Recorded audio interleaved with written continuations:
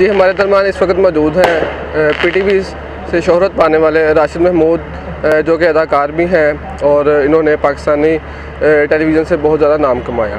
ان سے پوچھتے ہیں کہ جامعہ پنجاب میں آ کر یہ کیسا محسوس کر رہے ہیں؟ دیکھو بیٹے، ایک تو سب سے بڑی پریولیج اس عالم پیری میں میرے جیسے بندے کو یہ ہوئی کہ میری سراؤنڈنگ میں مجھے اپنے کالج، اسکول، یونیورسٹی وہ زمانہ یاد آ گیا۔ میں بالکل ایسا فیل کر رہا تھا جیسے یہ عالم پیری نہیں، I am a young old man. تو سب سے بڑا پھر اس میں یہ ہے کہ مجھے اپنے بچوں سے ملنے کا موقع ملتا ہے۔ ان سے میں جب گفتگو کرتا ہوں، کچھ وہ میری باتیں سنتے، کچھ وہ مجھے سناتے ہیں۔ پھر آپ کی جو جامعہ میں اس میں میرا پہلے بھی آنا جانا رہتا ہے۔ مجھے اپنے بچے، اپنی یوتھ جو ہے وہ بہت پیاری ہے۔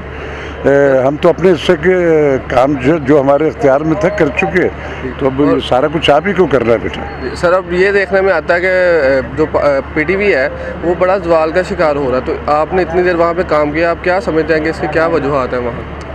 اس کی وجہ ہے بیٹا اکنامیکل انسینٹیو جو ہے وہ اس قدر ڈومینیٹ کر گیا ہے میرے ملک میں کہ اس اکنامیکل انسینٹیو کے چکر میں ہم اپنے روٹ سے ڈینائل کر رہے ہیں، اپنی اقدار سے ڈینائل کر رہے ہیں، اور بے شمار ایسی چیزیں جو being a Pakistani, being a Muslim, being a human being میرے فرائض میں شامل ہیں، ہم ان سے ڈینائل کر رہے ہیں۔ پیسہ پیسہ پیسہ، اپنے ایتھکس، اپنے ویلیوز سے ہم ڈینائل بالکل ہم ڈینائل کر رہے ہیں۔ تو پی ٹی وی ہم نے ڈومینیٹ کیا، ایجاد کیا ہم نے ڈرامہ الفا براوو، چارلی، آپ بتائیں نا کیسا کیسا کر۔